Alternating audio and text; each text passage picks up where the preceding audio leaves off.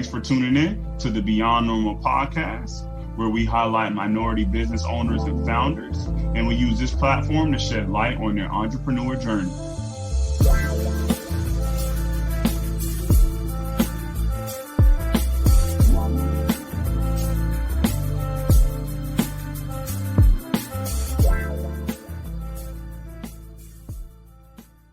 Welcome everybody to another special episode of the Beyond Normal podcast. Want to start out by shouting out our partners, the Lord, Brooke Sinclair, and her team over there are doing amazing things when it comes to supply chain. We really just want to shout them out for the partnership that we've had with them for this season. Can't believe that we're on episode 9. And so we got another special guest here for the audience today.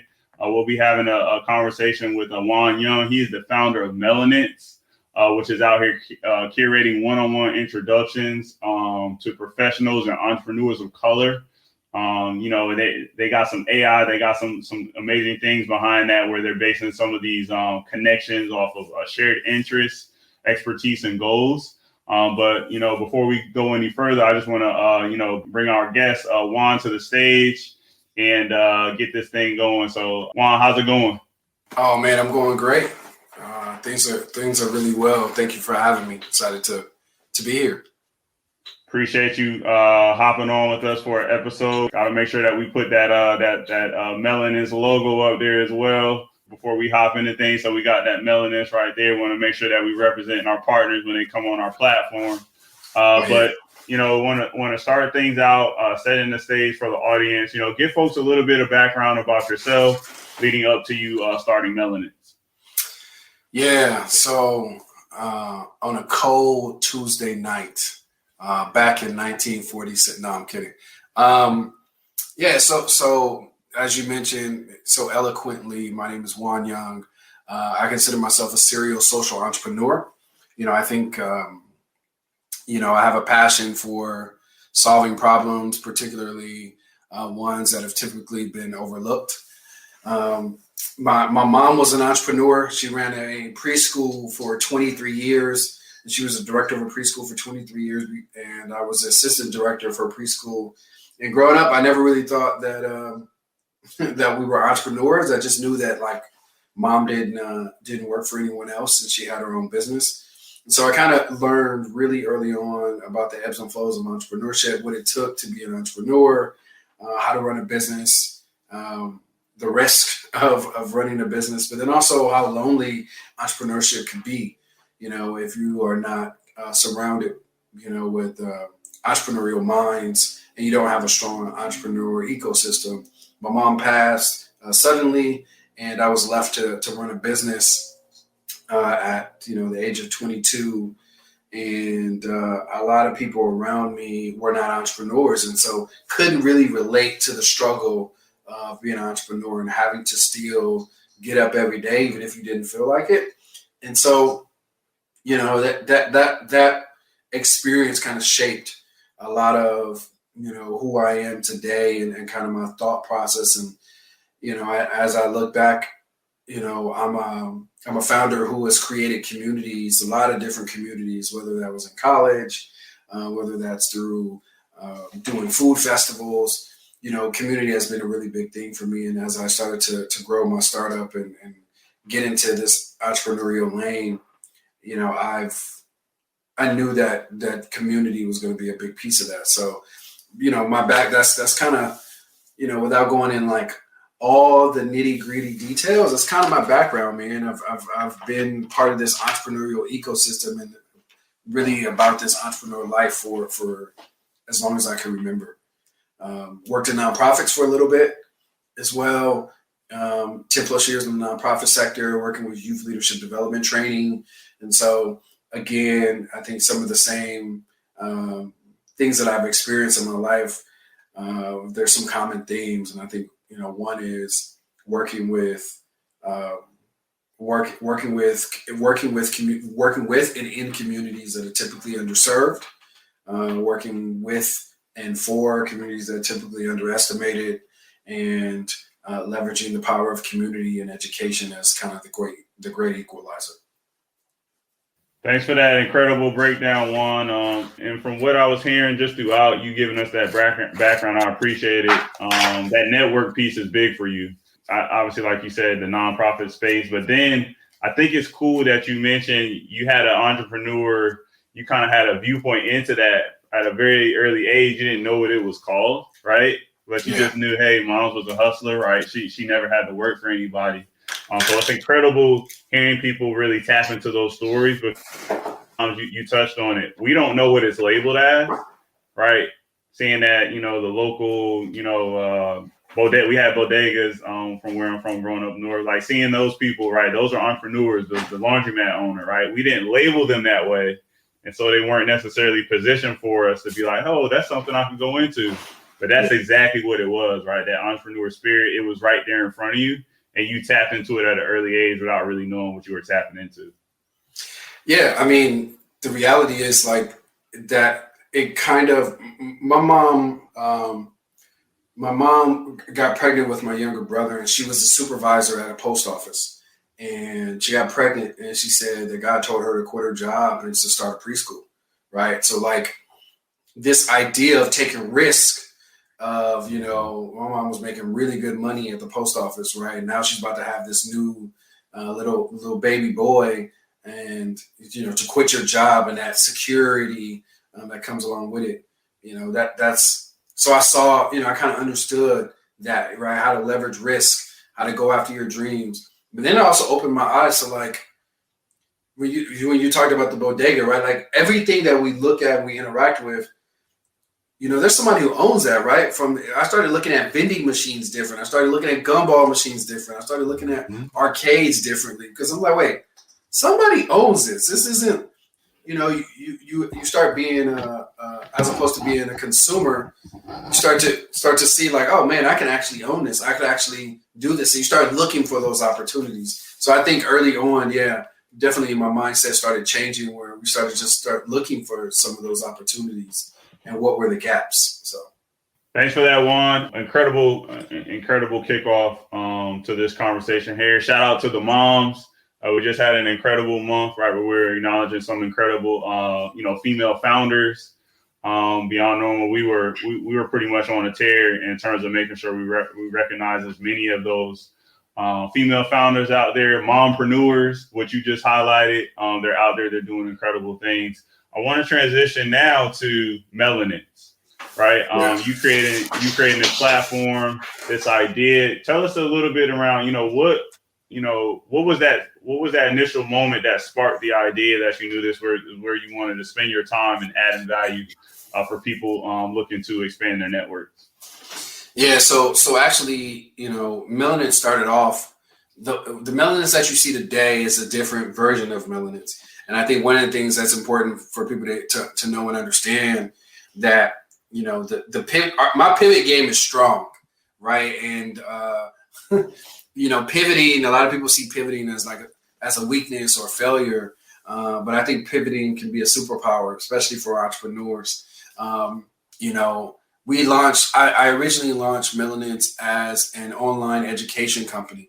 I wanted to diversify online learning because I realized, obviously, my background was in education, and I realized the power that representation has in learning, especially in adult learning in a professional setting, right? And so the LinkedIn Learnings of the world and some of the lynda.coms and Skillshares just wasn't diverse. I had to scroll for 20 pages before I found anybody who looked like me to teach me the things that I wanted to learn. And so I said, we're going to address this issue.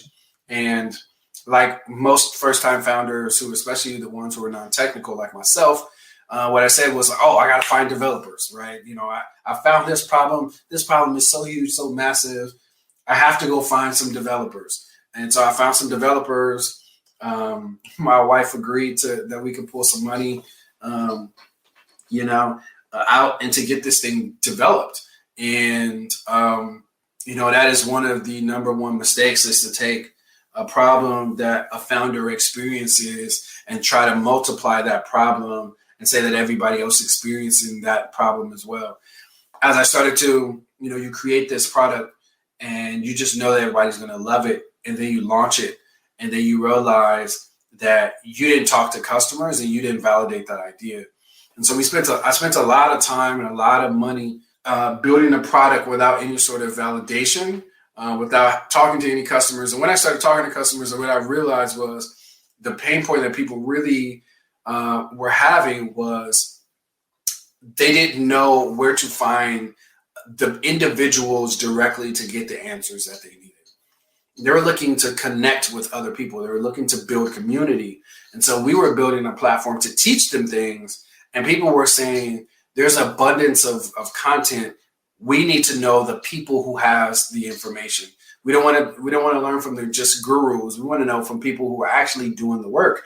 And so I started looking at the landscape, and I was really discouraged because I had launched this business. I raised a little bit of capital, did a $100,000 equity crowdfunding campaign, told everybody about this venture I was doing, and now I needed to pivot. What I was launching, people didn't want. They wanted a different version, iteration of it. Didn't solve people's problem, and so I was really considering shutting the whole business down. And I was trying to look for other founders to kind of. I didn't have anybody in my ecosystem to talk to, and I talked to one founder who I went through a program with, and they were like, look, you have to surround yourself with more founders. I know it's not easy for you to be able to find them, but you're really great at building community. So why don't you just build your own community of founders? And that's when the light bulb went off that particularly entrepreneurs of color, it's very difficult and very challenging for us we're under networked. It's very difficult and very challenging for us to grow our networks, right? And so I started talking to a ton of founders. I did a survey of over 500 Black and Latinx founders and entrepreneurs.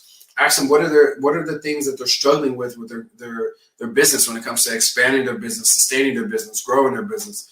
Two things came up, which I had assumptions, but I found them to be true. Number one was money, capital, getting access to funding. And number two was being able to break into networks that they aren't already in. And so we realized that it was a chicken and the egg problem. In order to have the network, you needed to have money. And in order to have money, you needed to have the network. So if you solve one, you solve the other. And so we said, okay, now MELANENCE, as opposed to being this online education platform, we're going to solve this network gap problem, particularly for Black and brown entrepreneurs. Appreciate that, Juan. We got a couple folks chiming in.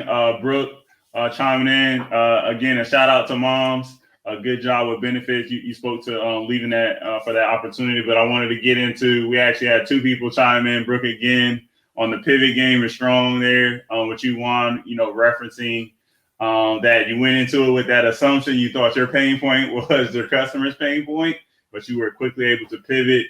Got some other folks chiming in as well, just saying that pivot game is mad strong. Juan there. So again, that kind of transparency that you're giving us, that's why we're having these conversations, so people can really see what it takes. And like you said out the gate, you didn't have it right, but you were able to. You had the wherewithal to actually make that right and actually find that customer pain point. Yeah, 100%. And unfortunately, we spent a lot of time, energy, money, but you got to chop it up to, you don't know what you don't know, right? Until fortunately, we're in a space now where now we can share our journey, right? And what we experience. And now I am telling all the founders, fam, there's a better way for you to validate this idea before you go out and you think you have to hire developers to do anything, right? You don't even know if people want it. So, yeah. I want to touch on one thing. We had Shalisa chime in as well on the group economics. So you mentioned that as well around, you can have the access to capital, right? But then there's this network. The network has a play into it as well.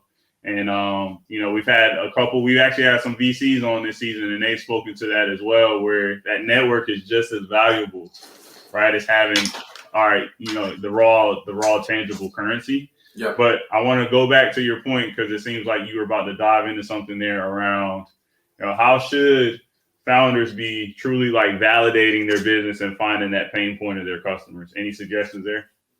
Yeah, I'll share this, just it's very quick, but um, there was a story that talks about the United States and NASA, and it talked about, that it highlighted problems and understanding, fall in love with the problem as opposed to the solution.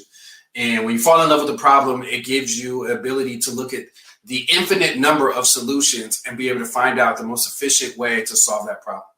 NASA needed to go create a pen for their astronauts to write in space. They said when astronauts go in space, the ink in the pen floats up, so they can't write. So we need to figure out how to create a pen for them to write. And so they had a contractor. They spent millions of dollars to be able to do this research, right? And so all at the same time, the Russians were also sending astronauts to space. And they said, okay, instead of giving our astronauts pens, we're just going to give them pencils, right? They saved a ton of money. They saved a ton of time. They saved, a lot of energy, because they said they didn't come to the problem with a solution already in mind, right? They really understood what the problem was. And then if you really start thinking about the problem, well, what is the actual problem? Well, the problem isn't that the pen doesn't work. The problem is that astronauts are not able to take information and accurately record it so the next astronaut can have it. So in reality, maybe there's a voice recorder that you can use. Maybe, right? You start thinking of all of these different things. Like maybe it wasn't even just a pen. Maybe there are tons of infinite possibilities that save you time, energy, and money, right? And I think a lot of time for founders, we come to the problem with the solution already in mind, right? And maybe what I realized, I thought we needed this proprietary platform and doing all that. Now what we use today, we have a no-code platform with Airtable as our database, and it cost me, I spent tons of money before, but I built what I'm using now. We're doing, over 400 connections a week on our platform. And this is something I built in a week and a half and cost me less than $100. So, and it's providing more value now than we've ever provided in the history of our company. And so, yeah, I mean, there's ways to do it. And I just think that more people need to hear this. So. Incredible share, Juan. This is why we're here. We love hearing those gems. The analogy with the going into space, that was perfect. But then you really drawing it to the present now and leveraging all the tools at your disposal. That's an incredible, where you say that you were probably spending a lot of resources, a lot of time and energy before when you first started. And now you've gotten smarter, you've gotten nimbler. You're able to leverage all this technology out here and do stuff for a fraction of the cost. I love hearing that. We got one more call out here. Jeremy, always love seeing the fam in the comments. We got to build this up together. It definitely takes a village. So shout out to my big bro. Appreciate that, Jeremy. There's love in that comment. I can tell. I feel it. Yeah, he's an entrepreneur himself. He actually, he owns real estate. He's has gumball machines, vending machines, and so yeah, man. I mean, I think that's the power of entrepreneurship. Is you not only do you get to change one person's life, you're changing, exponentially tons of families in the process, right? The people who you hire, the people. So I'm just super passionate about what we're doing, and leveraging networks and connections, because you never know who the heck you're talking to. And I think that's the main part of why we're super excited about what we're doing. Hey, so it sounds like some folks need to be hopping on MELANENCE right now, signing up so they can get their one-on-one session with Jeremy. Because you said vending machines and gumball machines. I'm pretty sure there's a lot of money in that, folks.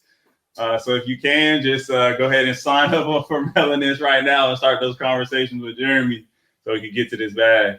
I love hearing that, Juan, right there. So I want to dig into the experience that you've had building out MELANENCE. You've spoken a lot to the, you had to pivot.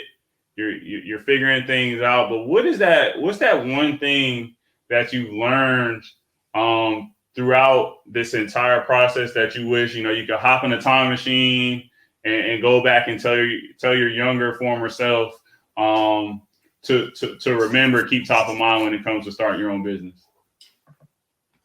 Talk to more customers. Short and sweet.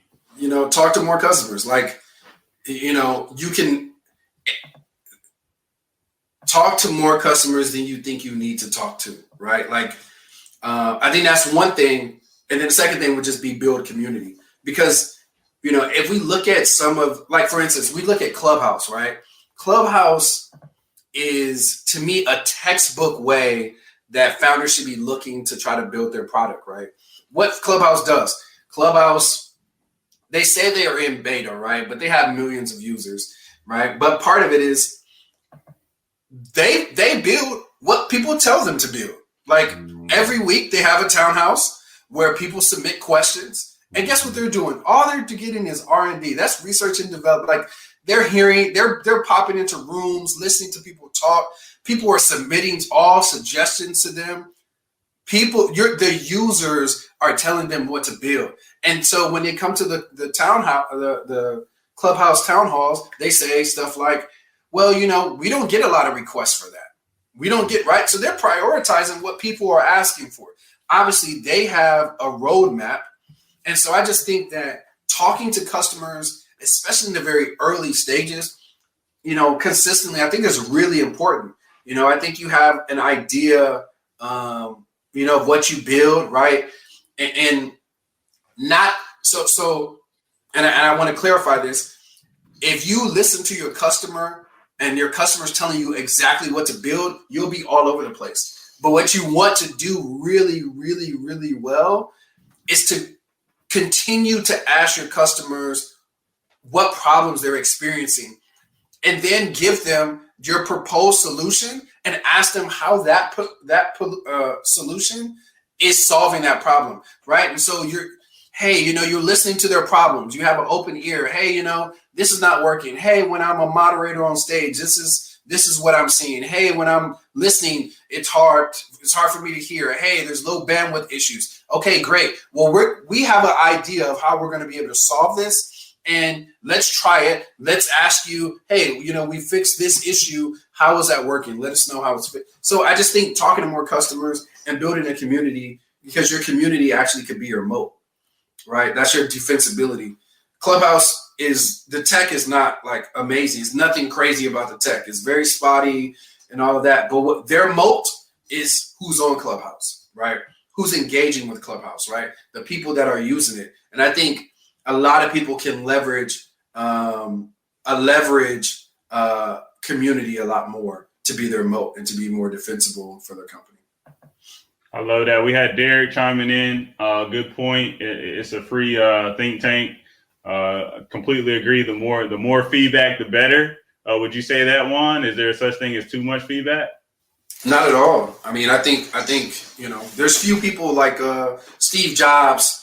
There's a famous quote from Ford who said, if I would have asked people what they wanted, they would have said what they wanted. They would have told me they would have wanted faster horses, right? They wouldn't have said they wanted this car. They would have just wanted some faster horses because they couldn't have imagined or fathomed what he was going to build, what they were going to build. And so there's this idea of not necessarily expecting your customers or the consumer to know exactly what should be built, but they know their pain point better than anybody else. So yeah, as much feedback as you can, the better. Appreciate that. We got Jeremy chiming in again.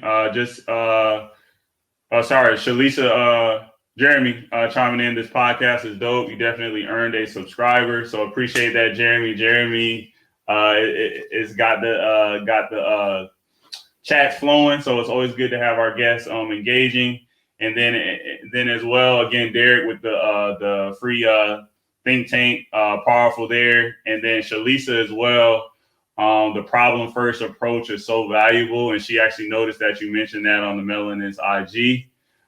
So again, you got your followers, you got your peoples in here, Juan. That's great to see that the message is spreading through this dialogue that we're having. Yeah, we're trying. We're learning it. I mean, as we go, and I just try to. I think this whole build in public thing, which is this kind of new concept, but sharing what you're doing as you're going. and not necessarily have to wait and have a finished product and go, well, voila. But building it and letting people have some feedback as you go, I think it allows you to be agile, right? It allows you to be flexible. It allows you to recognize when you went off the path prior to you spending tons of money, time, and energy on something. You're just able to do it a lot sooner. Like, why not do it in week 1 to find out, fam, people don't want that. You put that button there, people don't want that button. Come on, man. They can tell you that early by saying, hey, we're going to be putting this button here. Here's what it, what it's going to do, and people can give you feedback. So you just touched on something. I've heard this phrase before, kind of the build in public, this idea. Can you elaborate on that for folks and just kind of share like what your experience has been, kind of the good and the bad of what you see the idea of building in public? Yeah.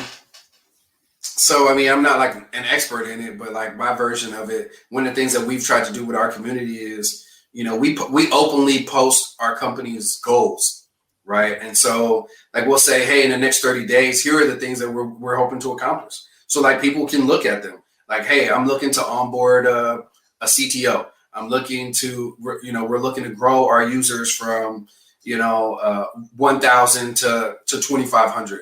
We're looking to, and so, obviously not like super, like I'm not saying like, oh, we want to grow, our monthly recurrent revenue from this to this, but there's a lot of things that we want to ship, we're looking to ship this next week. We're looking to add this feature. We're looking to add, this feature next week. We're looking to engage with people. And so what it ends up doing, what ends up happening is we start building loyalty amongst our community, right? We show them that, we're a company that's trying to do all of these things to build a better product for you.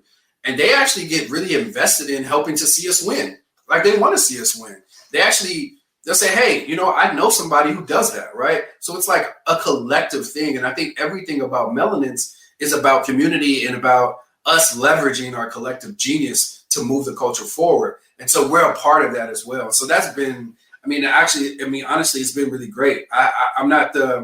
It's a mindset shift, because a lot of people, see like, oh, if you're the CEO, like you got to have everything together. It's like, no, I can show you that I'm like you. Like, I may be a step or 2 steps or 3 steps ahead, but maybe I'm only 1 step ahead in certain areas, and we do it together. And so people rally behind that. When you log onto Clubhouse, there are rooms for people to teach you how to use Clubhouse, right? These are just users, people who just use Clubhouse. And they say they have welcome and onboarding rooms. I'm like, you have such the early users of Clubhouse feel like they are so much invested in seeing Clubhouse win that they're willing to take time out of their day to teach you how to use somebody else's platform. Now that right there is loyalty. That right there, they're able to do it because they are building in public. They appear to listen to people. They appear to be invested in hearing what other people have to say. And I think that's kind of what that building in public is. Building in public is sharing, having some people who, those super early users, those alpha users, and saying, hey, here's a UX UI design.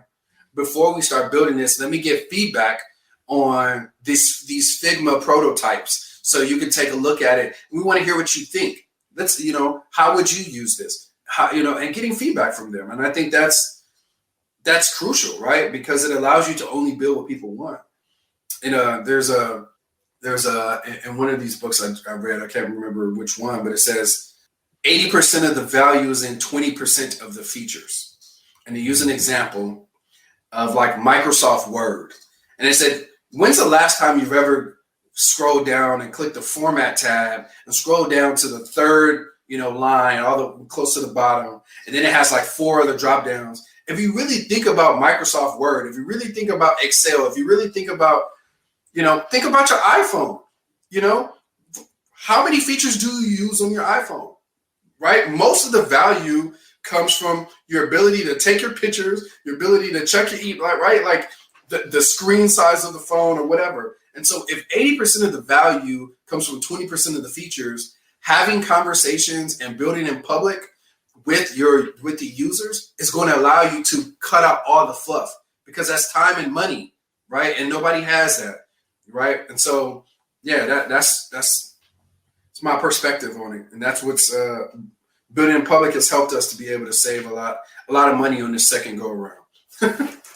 Appreciate it, Juan. That feedback is incredible there. Like you mentioned, like really drilling down to whatever that pain point is for your customer. It's usually it's one or two things, right? It's not, all right, let me give them 10 things. It's okay if you're going to give them a whole suite of options and services and tools and products. But a lot of times, like you, customers figure out that one or two things that they need to have in order to solve their pain point.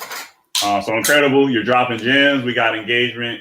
I'm going to make sure I keep this conversation going. You actually have leveraged a couple resources when it comes to scaling your business up. Founders Gym is one of them. Tell folks a little bit around how that experience was going through Founders Gym and leveraging accelerators. Like, why go that route? What did you see there in terms of value add? Yeah, so I participated in Founder Gym, which is a program. It's about 6 weeks. It's about a 6-week virtual program that works with underrepresented founders to teach the nuances, to help them to learn the nuances of raising venture capital. So kind of preparing them, how to speak VC, how to get your pitch deck ready, short deck, long decks, put you in a network with other founders, who are also going through the journey.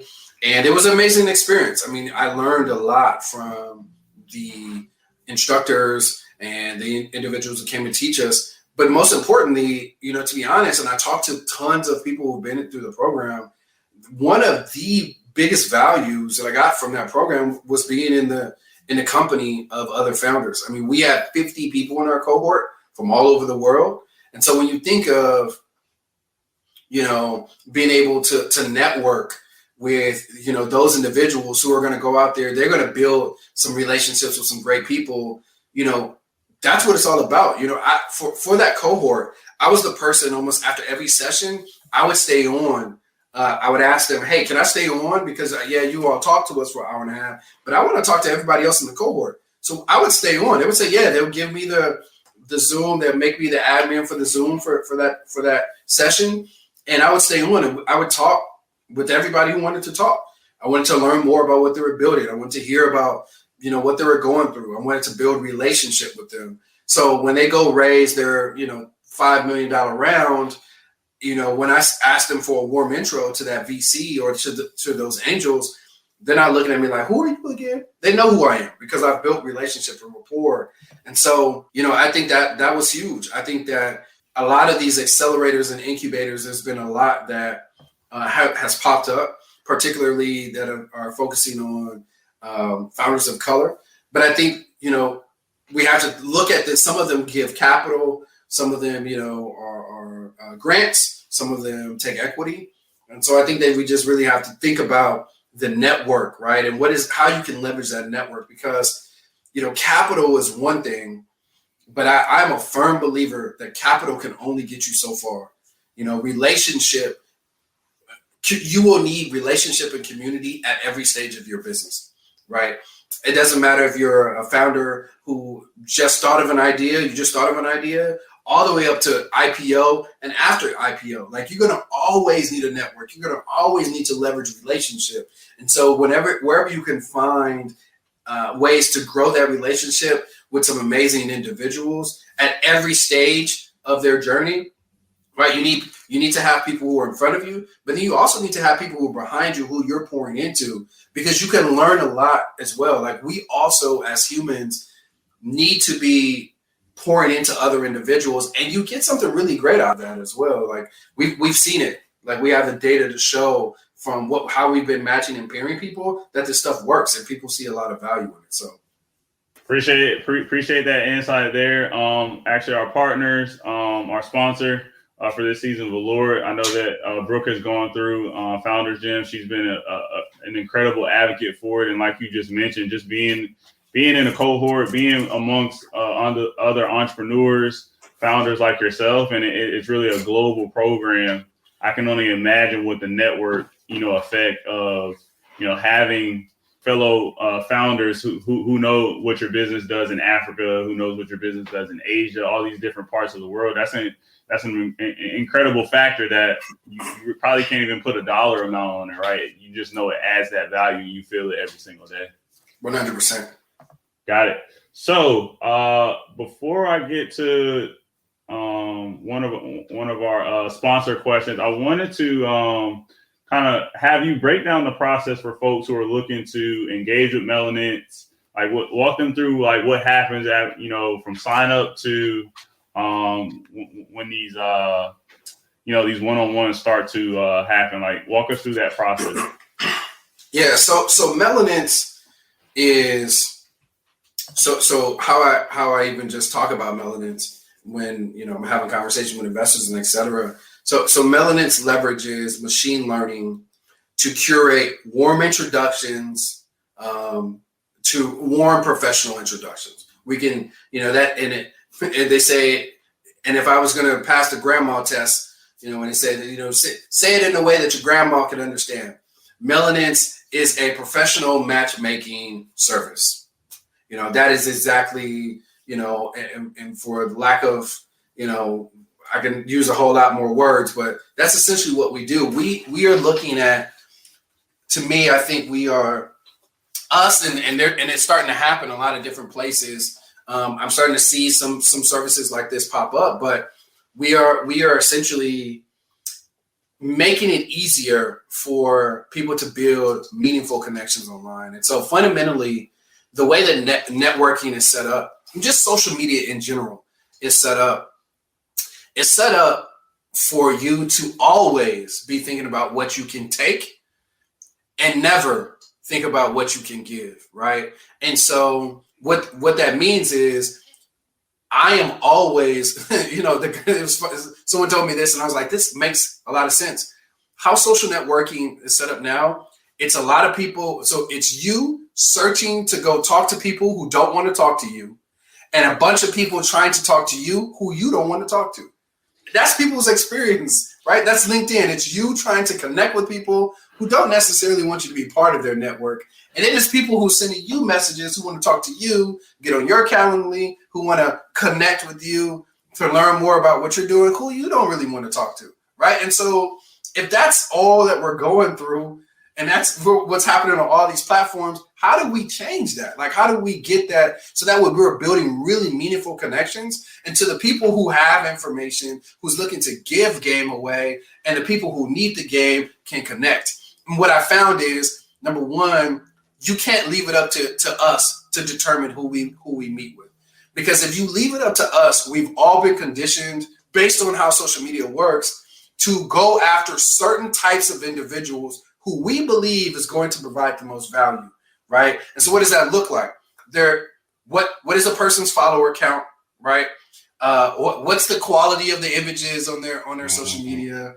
What a lot of these metrics, it doesn't necessarily what school did they attend, right? What professional networks are they involved in? Are they a founder who's exited before?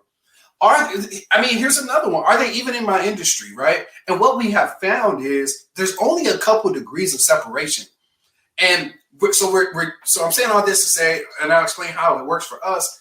When you meet someone, you're not just meeting that person. You're meeting that person, their network. You're meeting that person with all of their experiences. You're meeting that person with all of their lived journey, right? And you're meeting that person with all their professional experience, right? Regardless of if you're a founder and you run, we know Valorant, and I know Brooke and Valorant, and Brooke may be looking for someone, and maybe some individuals, to bring into her platform, she's been doing amazing with the blockchain. And she's like, I need some consumer packaged good companies to get on my platform. And so maybe I only want to connect with consumer packaged good companies. But it's like, in the reality, I don't have a consumer packaged good company, but I run a network and I have over, a database of over 2,500 Black and brown entrepreneurs. And I guarantee you, if you need something, I can go through my database and we have somebody in there. So maybe on the surface, I don't look like somebody who you should connect with. But if there is a way to discern that information on the back end, we can make sure that we connect. And so one of the things that we do, people sign up on our platform. Right now, we're in a beta, right? And so right now we're doing some, we're getting information about how well we're matching people. We're getting information of how valuable these conversations are, but it's very simple. Person comes on our platform, they create a profile. We ask them a few questions. What's your purpose of using Melanence, right? Are you looking to grow your network? Are you looking to just have really interesting conversations? Are you looking for a mentor? Are you looking for a mentee? Are you looking to raise capital? Are you looking to invest? All a few questions. And then tell us a little bit about your background. Give us your LinkedIn. And then what our team does, our team goes and looks at people's LinkedIns. We read all of that. We look at and then you're going to select some available times that you can meet. So every person has up until Monday, 8 p.m. to schedule a meeting for that same week. And you give us a few times, we'll go in the database of people who also said that they're available that week. And then we'll match you. We'll send an email. We'll say, hey, Juan, here's your match. We'll send one email to both of you on it, and we'll introduce you to each other. We'll give you a few different talking tips, to keep the conversation going. We'll do a calendar invite. You'll get your link to meet with them, and it's a 45-minute meeting. And most people are meeting for a little, for 30 to 45 minutes. But it's a really cool way to be able to grow and expand your network with people who you probably wouldn't have connected with before. And we are primarily focused on closing the network gap for entrepreneurs and professionals of color. And so our marketing, you're going to see a lot of us on there, right? Because we want to make sure that we feel at home, we feel comfortable, we feel it's a safe space to be able to grow our networks. And the last thing I'll say is a lot of people, may not even want to meet with someone who's not an entrepreneur, but you'll be very surprised who has the key to some of the problems that you may have, right? Like it may not be the person who has their own business, but maybe it's someone who professionally works in advertising, and you've been thinking and you need some advertising help. Well, maybe this person doesn't have their own advertising agency, but they've been working at an advertising agency. Or maybe you are the entrepreneur who's about to, who's doing really great, but you don't know social media because you're an OG in the game. And when you started your business, there was no social media. But then you got this new, this college kid who has never started a business, but knows social media like the back of their hand, lives and breathes social media, can show you how to do, Google AdWords, can show you how to do some things because that's the life that they live. We can connect those two, and those two probably would have never been in the same room because one person is in the UK, the other person is in Mississippi, and now we're able to provide value to both of those individuals. I appreciate it. I appreciate that breakdown, Juan. And so what I got from that is you're telling me I shouldn't be going to my 13-year-old nephew for social media advice. Is that what you're telling me? I'm not saying that, but I just think the way things are, I think that there's going to be this wave of the way that dating, right? That dating has become this kind of what made Match.com so popular was the fact that it asked you like 100 questions and then gave you matches, right? Tinder doesn't fundamentally work because if I get to choose based off of one or two, some vanity metrics, right, that I get to swipe and say yes or no, I have no idea how amazing that conversational connection could have been. So now we just take away that option, and now you're focused on what can I get from this conversation and also what can I give to this conversation. And I agree, 13-year-olds are horrible teachers. They're just so fast with it. They're just so fast with the phone, bro. That's the only reason why. They just don't do it. They get up there and they just start clicking buttons. But yeah, I agree. Unless you want to be canceled. They're going to cancel your podcast so fast. Yeah. I don't want that. I do not want that. All right. So we came up with, this question, me and Brooke, as we were brainstorming on what this season was going to be. The partnership between Beyond Normal and Velour. Brooke said something. She had this comment, and it just always stuck in my head around world domination, right? So I asked every guest that comes on, what does world domination for you look like in 2021 and maybe even beyond if you have goals beyond this year? Yeah, so world domination for us, our big picture is, we want every professional introduction to be done on Melanence. Simple, When it comes to professional introductions, it happens on our platform. And so, that is, whether that's on our B2B side with corporations looking for talent, right? Corporations hiring employees, whether that's founders and venture capitalists and angels, right? Pairing them, whether that's founders and accelerators and incubators, whether that is, there's opportunities to help, companies with hiring, right? And so, imagine, right now, a lot of people are hiring, they're going, they're getting resumes and interviews, but imagine if we can leverage some data and some things about who this person is, kind of at the core of their being, right? And ask them some questions about the journey that they've traveled and their experience, and really be able to glean, do we believe this person is going to be a good fit? That would be pretty cool to be able to do. So we envision that all professional introductions, especially for communities of color, will happen on our platform. That's dope. I can tell you one pain point I've always had is when you're applying for a job, you put your resume up, or they ask for your resume, but then afterwards they ask you to pretty much fill in your entire resume.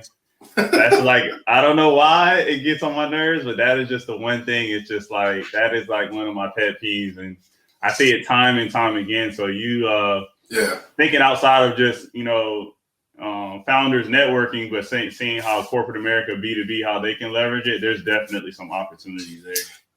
Yeah, I'm working full time in a company now, but when I was applying to jobs, I did not apply. If I had to type any information in, I didn't apply. I just didn't. I was like, maybe God just don't want me to have that job. God knows my heart. He don't want me to have that job, because I'm like, if I couldn't just send the resume or upload it, nah, fam, we're not doing that. Mm-hmm. No. But yeah, but think about this. I'll say this. I'm gonna shut up. And all right, keep going. A lot of these platforms, a lot of these platforms are focused on what are you looking for, right? But that's to me that's the wrong. They're asking the wrong questions. It's not about what you're looking for. It's more about who are you and what do you have to give other people in this community, right? So because it is almost like we have to know what's best for you. We know what's best for you better than you do, because we know you in a way that you probably haven't even thought about. So based on knowing that a person who has worked in corporate for 10 plus years, who has this type of background and has built a business in this stage, they will connect with other people who's also been able to connect. And then the last part is like, there's so much magic you'll never be able to glean. You'll never be able to pull all the information, all the data that you need from a person. Doesn't matter how much you have, because people don't share it all, right? Like the fact that, I had a mom who passed suddenly, and I was thrust into a position of leadership that I may or may not have been ready for. That's not something you will ever be able to get from my LinkedIn profile. So no algorithm is ever going to be able to pull that, right? No algorithm is going to be able to pull how many times I've pivoted in business. No algorithm is going to be able to pull how many times I've launched a business and it failed. No algorithm is going to be able to do that. No AI in the world is going to be able to pull that. And so I think the thing that we focus on is the better we can help people to tell their founder stories, the better we can help people to understand the journey traveled, the more valuable those conversations will be with whoever they connect with. And I think that is what makes us different. Is if we can help people to understand their journey that they've traveled, how valuable all of those experiences are, whether positive or negative, and be able to glean that information, they now have that information to be able to share. Because what you are the conversations that are happening on our platform are transformational and not transactional. It isn't, I just need an investor and that's it. No, what you need is somebody who is committed to helping you find investors. You need community. You need a circle. You need to, you need real relationship. And that's super important. And that's how I think, when we talk about world domination, I think that's what helps us to get to world domination faster. I love it. We got some comments that just came in from Just Seriously Speaking. The first one that popped up is around that bothers the heck out of me too. They say it takes the same amount of time to apply for jobs as it does to land your first client. So to your point, right? You're gonna have to put some skin in the game, right? And that there's still that value, right, in having that conversation, that dialogue, because like you just said, the bots can't feel, they can't dig in any deeper than what I put on social media, on the interwebs, right? So to your point, I love that. And then just seriously speaking again, as you were speaking, I felt the same way. She said, "Preach," because I felt something there. I'm not sure what it was. I'm pretty sure our guest did as well, because you were really giving us some game there. I appreciate that. Yeah, no problem. So, in closing, I want to pass it to you. Let folks know how they can reach out, stay connected, and engage with Melanence moving forward. Yeah, so you can follow Melanence on Instagram at Melanence, MELANENCE. And people were like, "Oh, Melanence, what is that?" Melanated excellence. That's how we came up with that. We're at Twitter at Melanence _. We're LinkedIn at same place, Melanence. And yeah, I mean, I'm on Clubhouse. Join me on Clubhouse. If you put my name Juan Young on Clubhouse, you'll find me there. That's kind of the main places. But I would suggest, man, everybody go sign up for Melanence, www.melanence.com right now. It is absolutely free. You don't pay anything. It's gonna be like that for a while. We're just testing things out, man, and seeing how good our machine learning and our team is really creating these connections, and we hope to build from this, in the next 90 days. We hope to have some really cool features added. These first group of individuals will get an opportunity to have a hand in shaping what Melanence looks like kind of going forward. So, we'll be sending people surveys after every meeting. We'll send them surveys. How did it go? Tell us, give us some feedback. But then we're also going to give them kind of some user surveys to just know, tell us a little bit more about your pain points and, what would you like to see from us? So, yeah. Then lastly, I'm going to start sending people emails to schedule time to even meet with me, so we can just talk about what they're working on, their vision, some of their pain points. What are the type of people they want to see in the community? How can this product be better? How can we further differentiate ourselves between some of our competitors? And so, yeah, I'm super excited about all of that. So that's how you can reach us. Brooke chimed in and said you spelled that like Usher. MELANENCE. I have to, man.